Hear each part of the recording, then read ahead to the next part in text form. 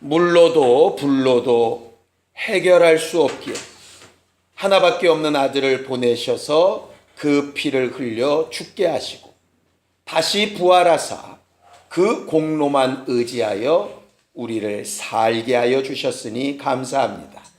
우리의 행실과 마음과 생각과 육체와 환경이 다 연약하고 병들고 부족할지라도 오직 주 예수께서 우리를 위하여 베푸신 그 은혜만으로 풍성하여 고침받고 채우심 얻기를 원하오니 이 시간도 말씀 가운데 우리 안에 역사하여 주시옵소서. 믿음으로 헌금한 손길들을 축복하시고 저들이 주의 은혜로 살기로 작정하여 싸우니 낙심치 않고 실망치 않고 하나님의 말씀이 저들을 고치며 위경에서 건지시는 증거를 보게 하여 주시옵소서. 예수님의 이름으로 기도하였습니다. 아멘. 하나님의 말씀은 사도행전 6장 8절에서 15절까지 말씀을 함께 같이 합독하겠습니다. 사도행전 6장 8절에서 15절까지 말씀을 함께 같이 합독하겠습니다. 함께 읽습니다. 시작. 스데반이 은혜와 권능이 충만하여 큰 기사와 표적을 민간에 행하니 이른바 자유민들 즉 구레네인 알렉산드리아인 길리기아와 아시아에서 온 사람들의 회당에서 어떤 자들이 일어나 스데반과 더불어 논쟁할세 스데반이 지혜와 성령으로 말함을 그들이 능히 당하지 못하여 사람들을 매수하여 말하게 하되 이 사람이 모세와 하나님을 모독하는 말을 하는 것을 우리가 들었노라 하게 하고 백성과 장로와 서기관들을 충동시켜 와서 잡아가지고 공회에 이르러 거짓 증인들을 세우니 이르되 이 사람이 이 거룩한 곳과 율법을 거스려 말하기를 마지 아니하는도다. 그의 말이 이 나사렛 예수가 이곳을 헐고 또 모세가 우리에게 전하여 준 규례를 고치겠다 함을 우리가 들었노라 하거늘 공회 중에 앉은 사람들이 다 스데반을 주목하여 보니 그 얼굴이 천사의 얼굴과 같더라. 아멘. 우리 하나님은 고치시기를 원하시는 하나님이십니다. 고치시기를 원하시는 하나님.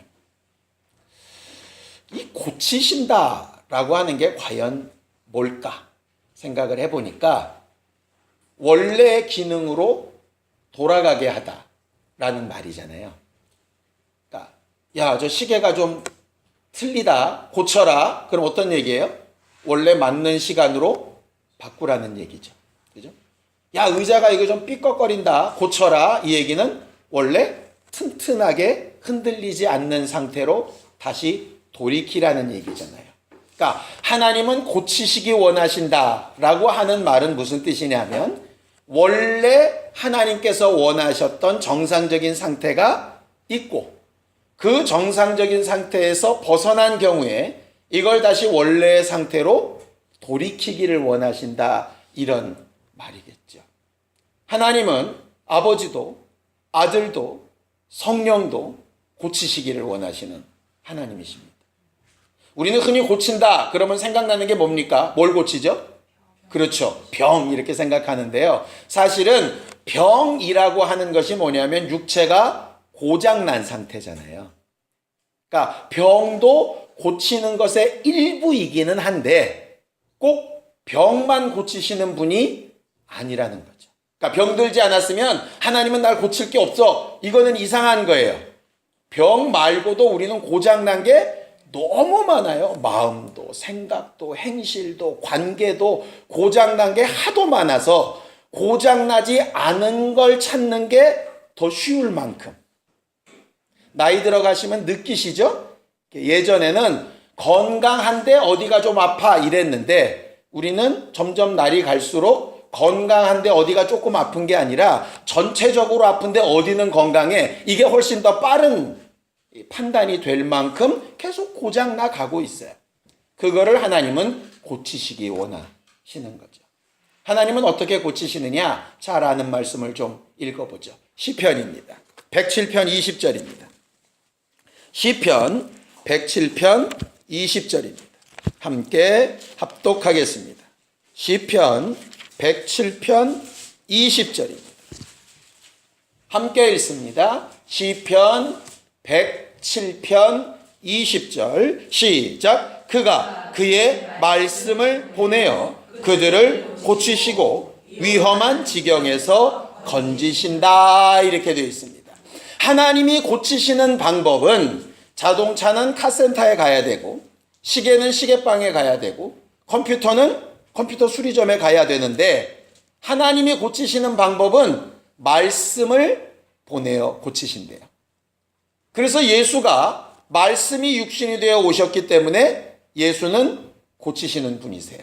그래서 마태복음에 보면 저가 와서 천국 복음을 전파하시고 모든 병과 모든 약한 것을 고치시고 이렇게 되어 있어요. 병만 고치신 게 아니라 병이 아님에도 불구하고 약한 걸 고치셨어요. 뭐가 약할까요?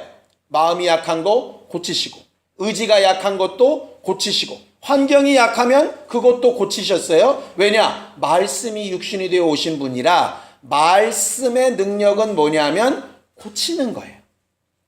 성령이 오셔서 우리 안에서 뭐를 깨닫고 생각나게 하신다고요? 말씀을 생각나게 하시고 깨닫게 하세요. 왜냐? 성령이 우리를 고치시는 게 아니라 말씀이 우리를 고치시는 거거든요. 예수도 말씀으로 성령도 말씀으로 하시니 목사든 집사든 성도든 간에 누구를 고치려면 뭘로 고쳐야 되겠습니까? 결국은 말씀이에요. 설교를 많이 하면 고친다는 얘기 아닙니다. 내가 아무리 많은 말씀을 쏘아 부어도 듣는 이가 그 말씀을 받지 않으면 고칠 수 있는 방법이 없잖아요. 주사기에 정말 좋은 약이 있어요. 한 방 맞으면 열이 뚝뚝 떨어지는 그런 약이 있어요. 그런데 문제는 뭐냐? 이 주사기 바늘이 저 사람 피부를 뚫고 들어가야 돼요. 바깥에다가 아무리 주사기를 해봐야 무의미하다고요. 똑같이 말씀은 누가 전했냐, 누가 안수했냐, 누가 기도했냐 이런 게 중요한 게 아니라 하나님은 분명히 말씀을 보내어 고치신다고 하셨으니까 그 말씀이 지금 내게 어떻게 받아들여지고 있는가가 굉장히 중요한 거죠. 그래서 지난 주일 말씀이 필요한 겁니다. 법궤처럼 비어있는 상자 안에 가장 기초적으로 뭐부터 들어와 있어야 된다고요? 하나님의 말씀, 법부터 들어와 있어야 하는 거죠. 그것이 하나님이 고치시는 방법이에요. 성령도 우리 안에 들어오셔서 고치세요.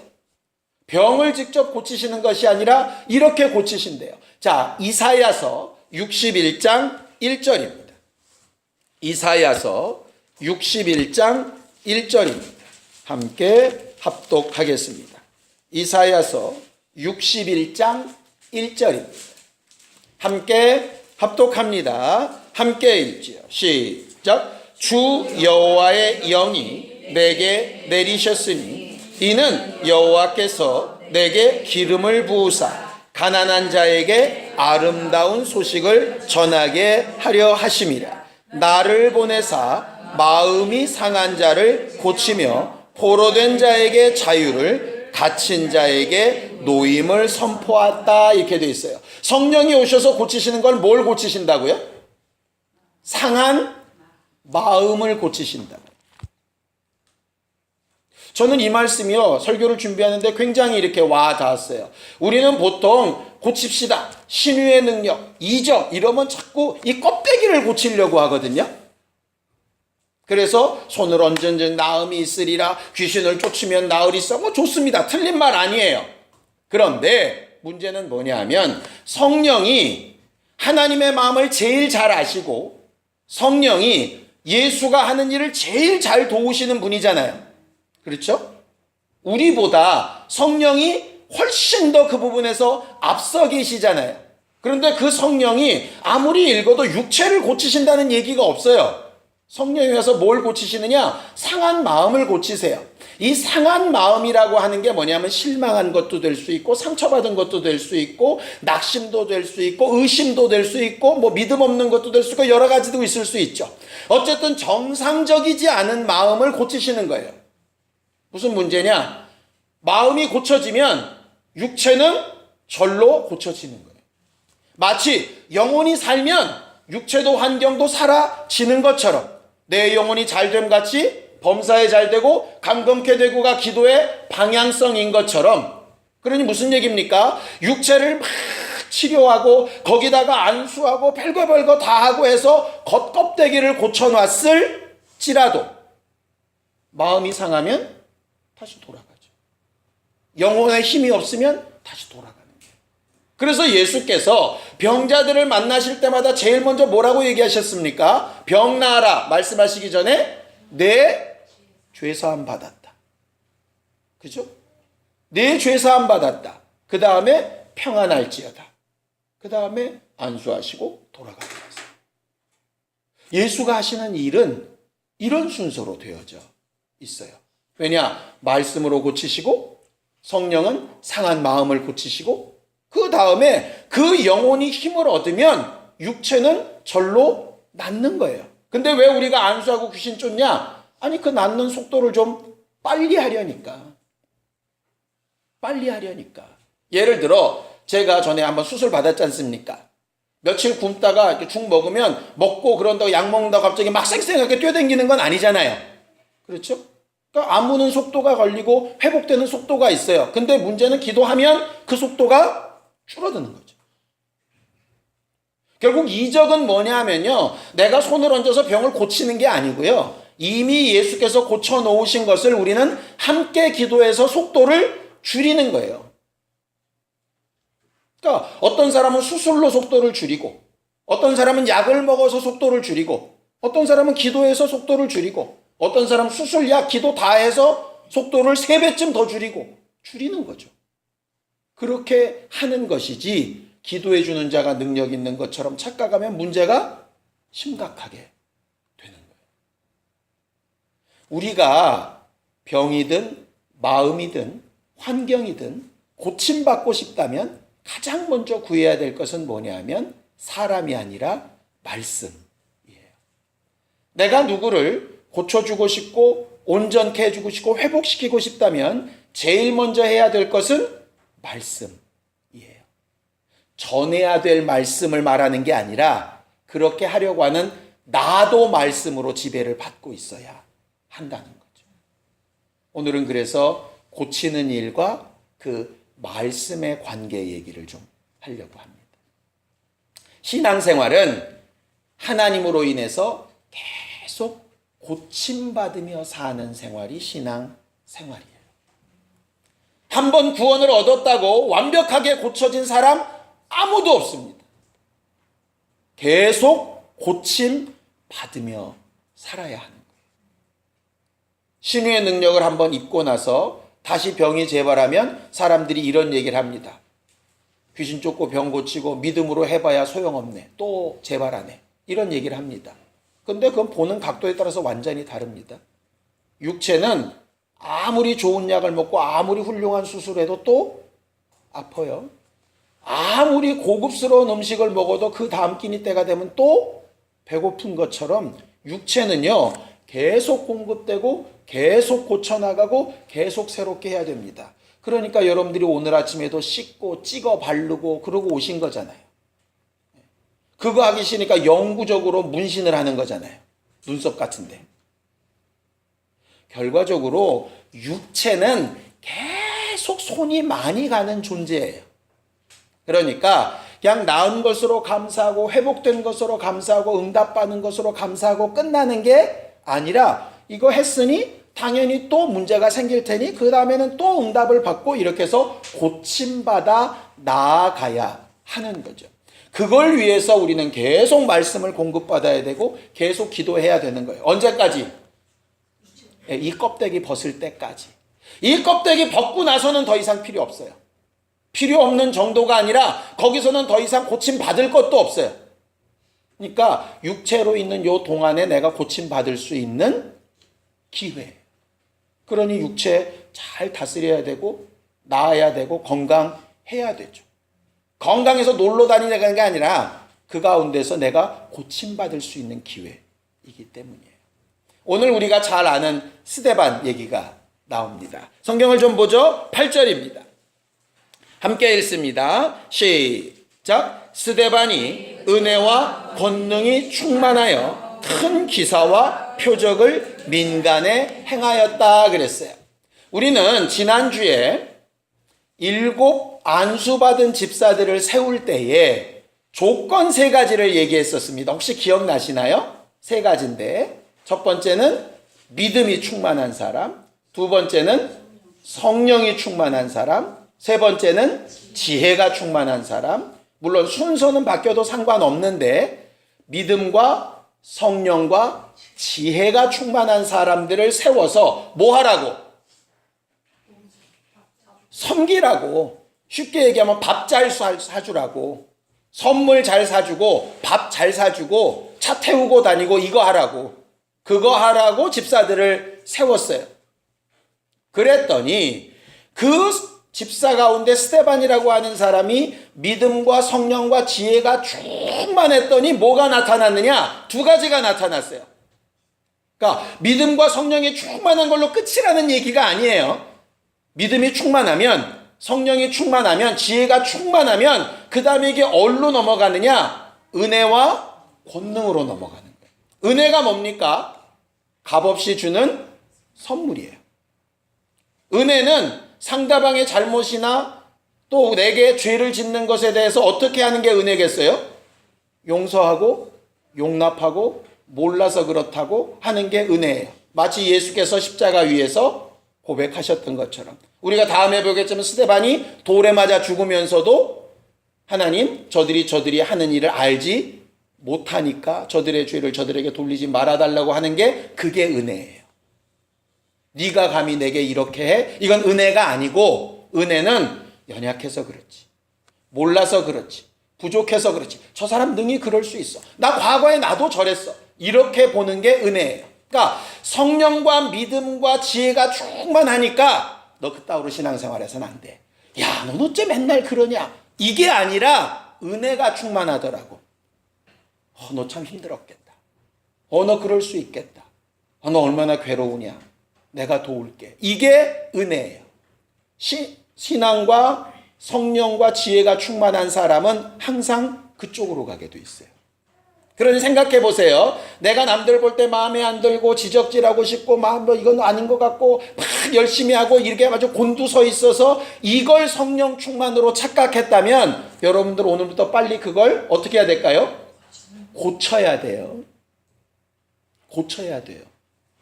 아, 내가 충만하지 않구나. 이렇게 보셔야 되는 거예요. 그렇게 보니까 제일 충만하지 않은 사람이 누구겠어요? 목사예요. 목사가 그렇게 판단하고 앉았거든요. 그러니까 목사가 진짜 성령 충만하면 다 긍휼이 보여야 되는데 충만하지 않으니까 막 비난하고 있는 거예요. 결국 내 입에서 지금 뭐가 나오느냐? 은혜가 나가느냐? 그럼 난 충만한 사람이에요. 은혜가 나오지 않고 있느냐? 충만하지 않은 사람이에요. 은혜가 충만한 경우에 덧붙여서 함께 나타나는 게 권능이에요. 우리는 근데 항상 어떻게 권능을 생각하느냐? 내가 충만하니까 너 그렇게 살면 안 돼. 내가 고쳐줄게.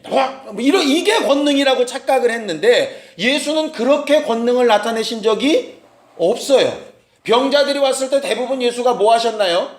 화내셨나요? 우셨나요? 우셨어요. 마음이 막 찢어지게 아프셨어요. 근데 우리는 그렇게 아니라 한숨 쉬어요. 저거 또 왔다. 이건 충만한 권능이 아니에요. 권능은 은혜와 함께 움직이는 거죠. 그런 권능이 나타나니까 결과로 뭐가 나타나느냐? 표적과 기사들이 나타나는 거예요.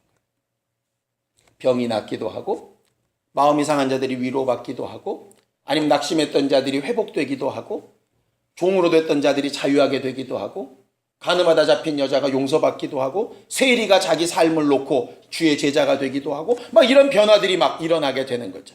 우리가 지난주에 본 것처럼 제사장의 무리들까지라도 생각을 고치고 이렇게 돌아오는 거예요. 문제는 스데반이 그렇게 막 표적과 기사와 이적을 나타냈습니다. 그렇게 표적과 기사와 이적을 나타내고 나서 뭐라고 했을까요? 야, 나 능력 있지? 이러고 끝냈을까요? 뭘 설교했을까요? 설교했을 거예요. 왜? 이 말씀이 가서 지금 고친 것을 체험했고 이들이 지금 고침받은 게 자기가 아니라 말씀이기 때문에 그 말씀을 전할 수밖에 없죠. 그 말씀이 어디 있냐면 그 앞에 나와 있어요. 자, 사도행전 4장 9절 10절입니다.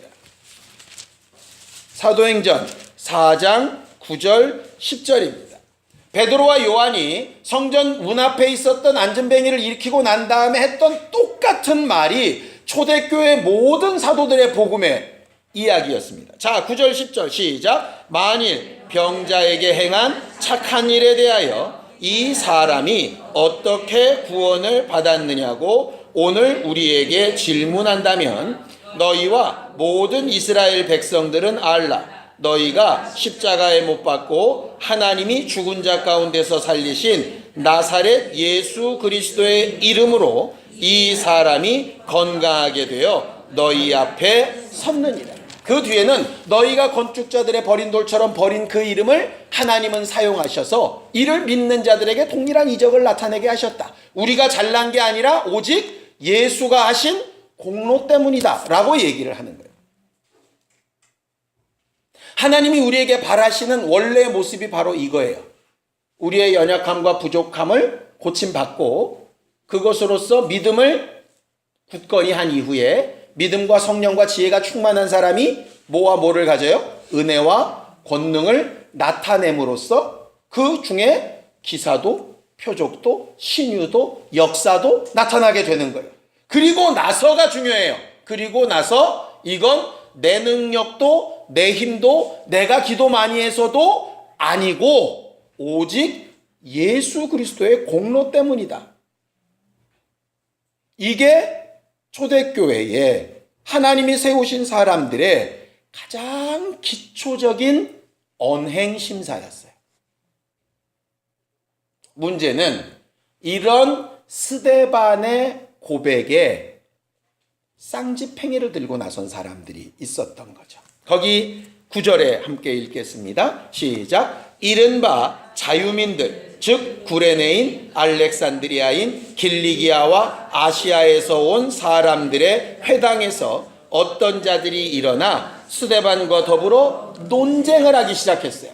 스데반이 그렇게 말씀을 전해놨더니 보세요. 병든 것이 나은 것이 사실이고 마음이 상한 자들이 위로받아서 얼굴이 해같이 빛나는 것도 사실이고 어렵고 죄 가운데 살던 자들의 삶이 바뀐 것도 사실이고 이런 것들이 분명히 사실적으로 보여요. 그러니까 이거는 부인할 수 없는데 스데반이 그 이유를 예수 그리스도의 공로 때문이다 라고 얘기를 한 거예요. 그러니까 이 자유민들이 반발을 하는 거죠. 왜 반발을 했을까? 왜 반발했는가를 알려면 자유민이 뭔지를 좀 알아야 돼요. 자유민들, 이른바 자유민이라고 불려지는 사람들은 누구냐 하면 바벨론 포로기 이후에 다시 돌아왔다가 로마 시대가 막 이런 시대 되면서 이스라엘 민족들이 또 다시 막 흩어지죠. 그걸 이제 디아스포라 유대인들이라 그래요. 외국에 가서 망명 생활을 하다가 돌아온 유대인들이라는 뜻이에요. 그러니까는 여러 각각 구레네 아니면 알렉산드리아, 길리기아나 아시아 이런 다른 나라에 가서 종처럼 이렇게 살다가 왜 우리는 이렇게밖에 못 살까? 왜 우리는 이렇게 종이 됐을까? 왜 하나님의 선택된 백성이 이 모양 요꼴이 됐을까를 고민하다가 그 가운데서 응답받고 인도를 받고 다시 이스라엘로 돌아온 사람들이 자유민들이에요. 그러니까 이 사람들은 어떤 체험을 가지고 있느냐? 그 외국에서 예수는 당연히 몰랐죠. 그리고 뭘 알았겠어요? 모세의 율법 알았죠. 회당에서 가르치는 율법대로 사는 삶에 대해서 배운 거예요. 마치 바리새인들 같은 거예요. 그런데 그들이 거기서 율법을 지키고 하나님을 잘 섬기고 막 이렇게 했더니 상황이 변하고 종되었던 것에서 자유하게 되고 자유한 곳에서 다시 자기 나라로 돌아와서 자기 땅에 발 딛고 살게 되고, 여기서 또 교회를 이루면서 회당에서 막 우리 과거에 그랬지, 우리 이런 믿음의 체험들이 있는 사람들이야, 여기서 그냥 시시껄렁하게 있던 것들과는 분명히 달라, 우리는 사지에서 살아온 사람들이야, 마치 구담도에서 살아온 사람들처럼 이런 확실한 체험들이 있는 사람들이에요. 어떤 체험? 율법대로 살면 산다, 하나님 잘 섬기면 산다. 이게 프라이드로 작용하고 있는 사람이에요. 예를 들어 어떤 사람이 나 40일 금식했더니 큰 역사가 일어났어요. 그러니까 마음속에 큰 프라이드가 있는 거죠. 무슨 일만 벌어지면 난 40일 금식하면 돼, 난 40일 금식도 했던 사람, 뭐 이런 거예요. 과거에 내가 어느 집회 막 따라다녔더니 은혜를 많이 받았어, 뭐 이런 거예요. 어느 기도원 가가지고 막 했더니 뭐 이런 각각의 체험들이 굉장히 분명한 사람들이에요. 나쁜 거 아닙니다. 나쁜 거 아니에요. 예를 들어 병원에 갔는데 병원에 손 쓸 수 없다 그래서 나는 딱 포기하고 기도만 했더니 하나님이 낫게 하셔서, 이거 얼마나 대단한 체험이에요. 그렇죠? 그런데 문제는 뭐냐? 이 체험이 너무 강하다 보니까 뭐까지 이기냐면 말씀까지 이기는 거예요. 말씀까지. 분명히 스데반은 이 사람이 병들고 낫고 문제가 해결된 것은 저들의 의나 우리의 의가 아니라 예수의 공로 때문이다. 저들이 한 것이 없어도 예수가 하신 그 공로를 제대로 믿기만 하면 낫는다, 이렇게 얘기하는데 그 말이 용납이 안 되는 거예요. 어떻게 저따위로 살면서 병이 낫기를 바래? 어떻게 저렇게 기도하고 저렇게 예배하면서 어떻게 병 낫기를 바래? 이건 말도 안 되지, 이렇게 얘기하는 거예요. 그러니까 논쟁이 붙은 거죠. 이 논쟁이 앞으로 계속됩니다. 갈라디아하고 로마서고 마찬가지고요. 바울이 복음을 전하고 왔더니 예루살렘에서 온 사람들이 와가지고 신앙생활 그렇게 하는 거 아니야, 이렇게 얘기해갖고 막 문제가 심각해지잖아요. 초대교회에 계속 문제가 됐던 게 뭐냐면, 예수의 사도들은 예수 그리스도의 은혜의 공로를 따라 믿음으로 살아야 된다, 그리고 그 다음에 계속 고침을 받아가야 돼, 이건데 자기 스타일로 믿은 사람들이 그게 용납이 안 되는 거예요. 뭐 이런 거죠. 나는 이렇게 힘들게 하나님 앞에 돌아왔는데 저건 말 한마디 했다고 하나님의 자녀라고? 나 그거 인정 못해, 뭐 이런 거예요. 그러니까 스데반과 논쟁이 붙은 거예요. 네 말대로 하면 병 못 나을 사람이 누가 있으며, 이적 못 볼 사람이 누가 있으며, 회복되지 않을 사람이 누가 있냐, 막 이러면서 싸우는 거죠. 거기에 스데반이 논쟁으로 답한 게 아니라 성령으로, 말씀으로 조목조목 얘기를 하는 거예요. 그러니까 도무지 이길 방법이 없어요. 이길 방법이. 이쪽은 막 흥분해서 얘기하는데 이쪽은 차분하게 얘기하는데 도무지 이게 게임이 안 되는 거예요. 그러면 생각해 보세요. 우리가 뭔가를 고침을 받으려면 제일 먼저 뭘 해야 됩니까? 병원 가면 진단을 받아야죠. 오늘 이인희 전도사님 진단 받으러 가시거든요. 진단 받는 이유는 간단해요. 뭐 찍든지 보든지 빼든지 뭐 두들겨 보든지 어떤 방식으로든 이게 정상과 지금 상태가 뭐가 다른가가 진단이 나와야 뭘 고칠까가 나오는 거잖아요. 그죠? 생각해 보세요. 냄비에 2개 요리를 하고 있는데 오른쪽 거 맛을 봤어요. 싱거워요. 그러니까 왼쪽에다가 막 소금을 넣어. 그리고 또 오른쪽 걸 또 맛봐요. 여전히 싱거워요. 또 왼쪽에다 소금을 막 넣어. 그리고 나서 오른쪽을 또 맛봐요. 여전히 싱거워. 또 막 넣어요. 미친 짓이죠. 무슨 얘기냐면 문제는 여기면 여기를 해결을 해야 되는데 문제는 여기인데 계속 여기다 갖다 소금을 뿌리면 아무 상관이 없는 거잖아요, 지금. 그것처럼 진단은 그래서 굉장히 중요한 거예요. 스데반은 성령과 말씀으로 이 자유민들이 하나님을 모르는 사람도 아니고 믿음이 없는 사람들도 아니에요.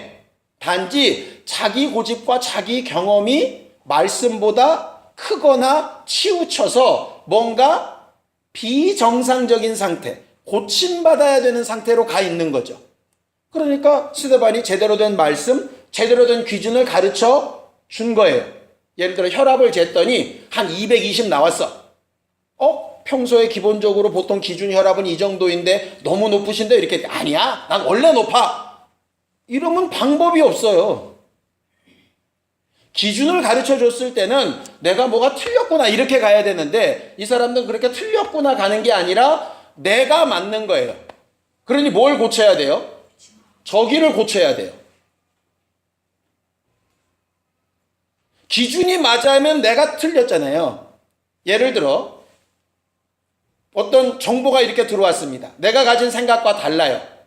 그런데 이 정보가 맞아. 그럼 어떻게 되냐면 내 생각을 내가 잘못 알고 있었구나 이렇게 바꿔야 되는데 어떤 식이 되냐? 내가 알고 있는 거랑 들어오는 정보가 달라. 그러니까 뭐라고 부르느냐? 가짜네. 이렇게 부르는 거예요. 지금 이 자유민들이 하고 있는 게 그거예요. 그러니까 스데반을 가짜로 만들어야 되니까 어떤 상황까지 벌어지느냐? 거짓 증인을 세우고 거짓말을 하고 거짓 재판을 하는 거예요. 그러면서라도 뭐를 고치기 싫은 거냐? 자기 경험과 자기 생각을 고치기 싫은 거예요. 그러면서 그걸 뭐라고 얘기하느냐? 믿음이라고 얘기합니다. 답답하시죠? 거울 보듯이 우리 안에는 그런 게 없을까요? 있어요. 어디에 많으냐? 정말 죄송스럽게도 우리가 응답받은 부분에 많아요. 체험한 부분에 많고요. 내가 안다 하는 부분에 많아요.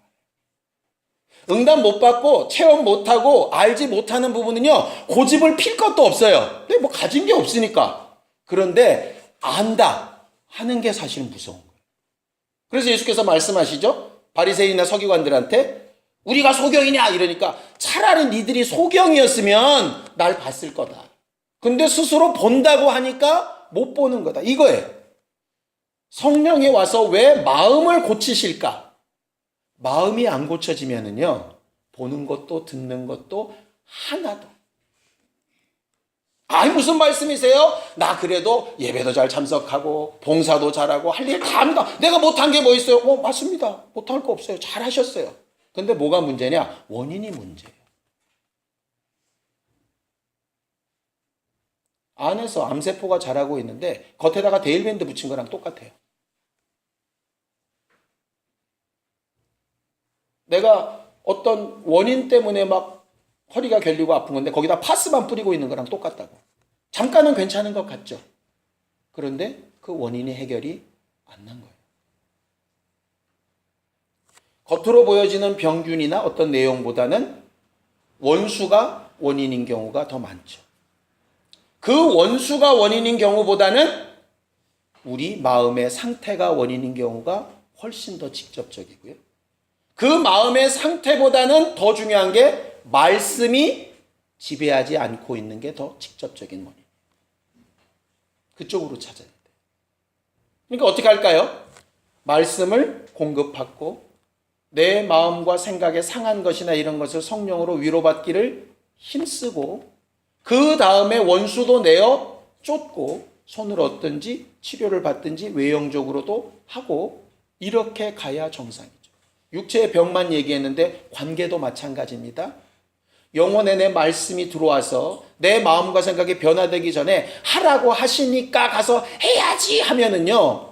여기는 웃는데 여기는 실룩거리고요. 여기는 막 부글부글 끓고요. 그 상태에서 무슨 화해가 되고 회복이 되겠어요. 결국 어떻게 되느냐. 나 사과했다잉. 이렇게 끝나는 거예요. 저쪽은 안 받았는데. 그럼 뭐 아무것도 해결이 안 난 거잖아요. 근데 그걸 해결받았다고, 그걸 회복됐다고 착각하는 경우들이 생기거든요. 스데반은 그 근본적인 부분을 지금 이야기하려고 하는 거예요. 우겨쌈을 당하고 거짓 증거를 당하고 거짓 재판에 서 있습니다. 너무너무 억울하겠죠. 그죠? 얼마 전에 뉴스 계속 이슈가 됐지 않습니까? 어디 곰탕집에서 어떤 남자가 여자 엉덩이를 만졌네, 안 만졌네, 그 아내가 억울하다, 그 당한 여자가 억울하다, 남자가 억울하다. 사실은 나 몰라요. 지들끼리만 알아. 근데 어쨌든 다 보고 거기에 한 장면까지 전부 다 억울하대. 아니, 그냥 스쳐 지나가듯한 엉덩이 부딪힌 것도 억울한데, 이거는 하지도 않은 일을 이단이라 그래가지고 완전히 죽을 죄인으로 만들어서 재판에서 얼마나 억울하겠어요. 그럼 여러분들 같으면 얼굴빛이 어떻게 쓸까요? 그렇죠. 지금 있는 얼굴빛은 아닐 거예요. 그런데 참 재밌는 건 사람들이 스데반의 얼굴을 봤더니 천사의 얼굴 같더라. 평안함이 있어요. 왜? 상황이 하나도 안 변했는데. 우리가 이미 결론을 알고 있죠? 돌에 맞아 죽을 건데. 근데도 얼굴이 해같이 빛나요. 왜? 마음이 안 상해요. 왜? 말씀이 그 안에서 자기를 치료하고 있어요. 원수가 막 속살거리고 별짓 다 하고 막 들었다 내렸다 별거 다 해도 거기에 왔다 갔다 하지 않아요. 결국 하나님께서 원하시는 건 뭐냐면 말씀으로 고침받으라는 거예요. 그게 말씀이에요. 그 말씀으로 고침받기 위해서 제일 필요한 게 뭐냐면 겸손함이에요. 내가 과거에 이랬는데 이 순간에 자유민들이 되는 거예요. 자유민들 되기 쉽습니다. 나도 과거에 다 해봤어. 내가 과거에 그래도 이런 사람이야. 내가 성경을 몇 번 읽었어. 자유민들이에요. 그게 중요한 게 아니고요. 지금 내가 그 말씀에 고침받고 있는가가 중요한 거예요. 그래서 성경은 이렇게 얘기합니다. 말씀을 한 구절 읽고 끝내죠. 마태복음 13장 15절입니다. 마태복음 13장 15절입니다. 함께 읽습니다. 마태복음 13장 15절입니다.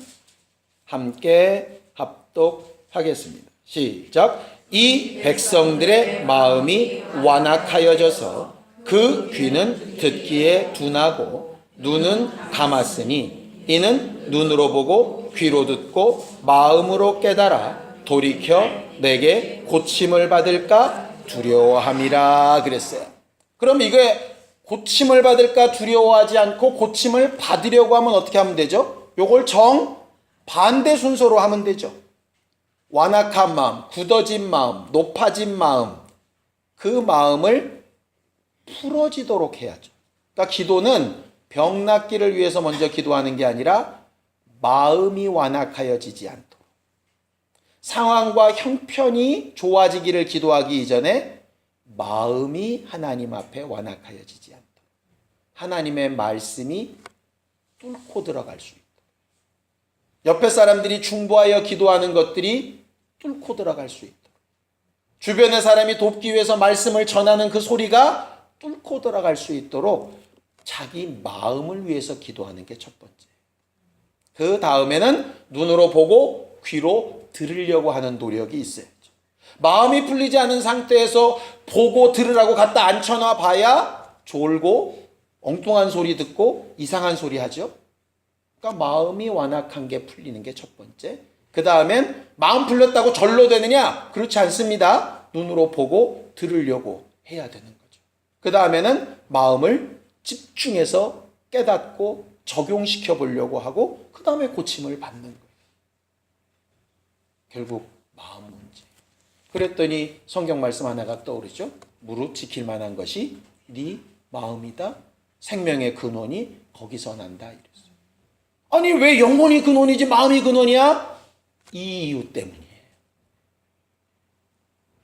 하나님께서 우리에게 주시는 말씀과 감동이 우리 안에서 잘 받아들여질 수 있도록 혹시 마음이 상한 부분이 있다면 기도하세요.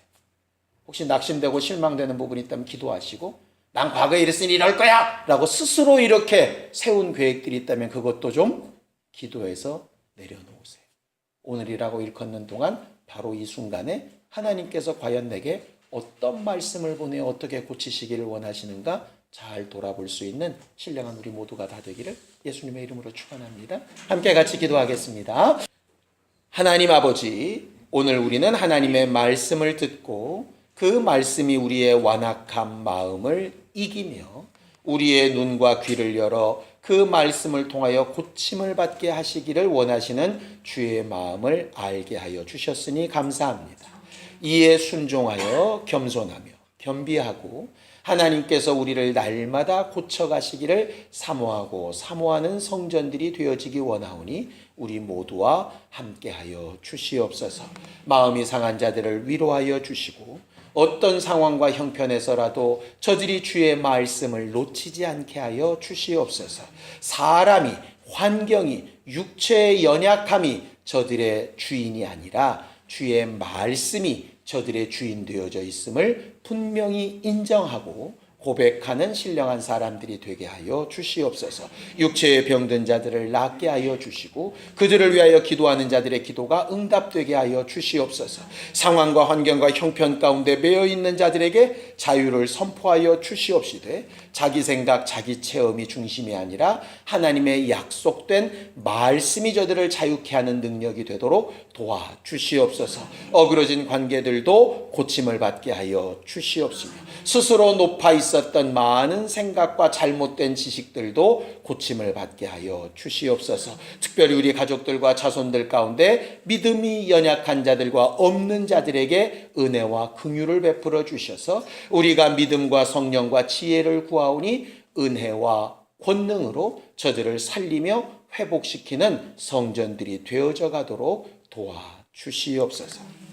이제는 우리 주 예수 그리스도의 은혜와 하나님 아버지의 극진하신 사랑과 성령님의 감동하시고 역사하시는 분명한 증거가 하나님의 말씀으로 고침받을 것을 고침받기 원하는 신령한 주 예수의 사람들 위해 이제부터 영원까지 함께 있을지어다. 아멘.